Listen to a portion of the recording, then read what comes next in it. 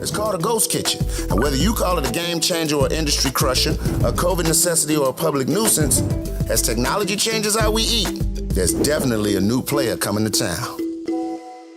Had no idea that there was a bar on a side street, so we were just as surprised as just about all our other customers in the last 20 years. So what is a side street bar? Well, it's kind of unique in that it sits on a squarely residential block, and it's literally the only business on that block. In fact, there are famous quotes and words of wisdom inscribed on surfaces throughout the tower, from philosophers and politicians to judges and journalists. Lee says it would take us an entire day to read them all. 7 years ago, our fathers brought forth on this continent. The United States will enjoy freedom of the press just so long. Parapets tipped with silver lances, keep gleaming, vigil beneath the moon. It's heightened tensions for everyone on that block. You have dog owners taking their dog to the vet. At the same time, you have third-party delivery drivers picking up food. The speed with which they deliver the food is tied to their livelihood. One giveaway for iPhones? No Face ID.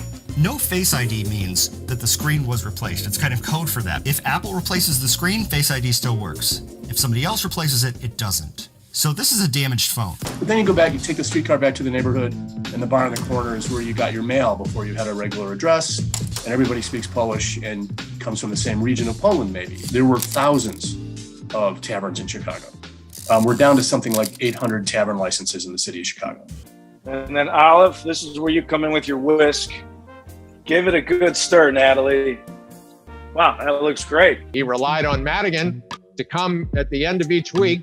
The Daily was getting lots of reports from a lot of people, but he wanted Mike Madigan to come into the rec room in the basement there at 3536 South Low in Bridgeport and give him a personal face-to-face report. So to make the door for landmark purposes, because this is part of the landmark in the lobby, we had to make that look like one of the elevator doors. Wow. It's astounding. If you can just open up ghost kitchen concepts in manufacturing, then eventually it just doesn't make sense to have any sort of retail on these main streets. And the fabric of our neighborhoods is gonna die. So, we were open till 2 o'clock, so we would get a lot of, we would get some action from 12 to 2 just about every night, which was great.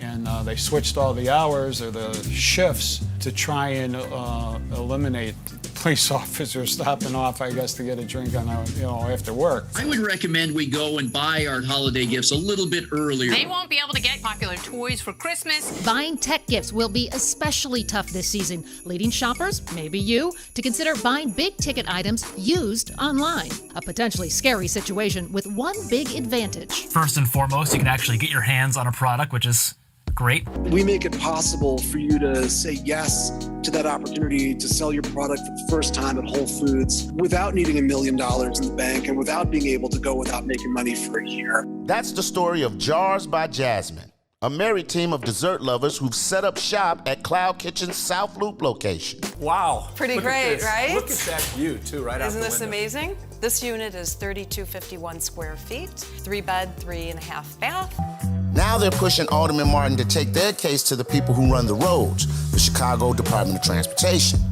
For Cloud Kitchens, they've taken their operators out of the kitchen and put them in front of the people, making the case that it's the neighbors who are threatening small businesses. I am still disoriented as I contemplate an Illinois House of Representatives without Mike Madigan. The future of Illinois and Chicago is full of unknowns, but if you want to keep a gig going 50 years, now you know.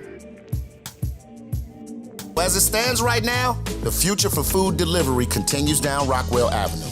Here's to a smoother road ahead. Let's hope. I'm the Destin legend Leon Rogers, and thank you for spending a minute with me right here at Fox 32, Chicago.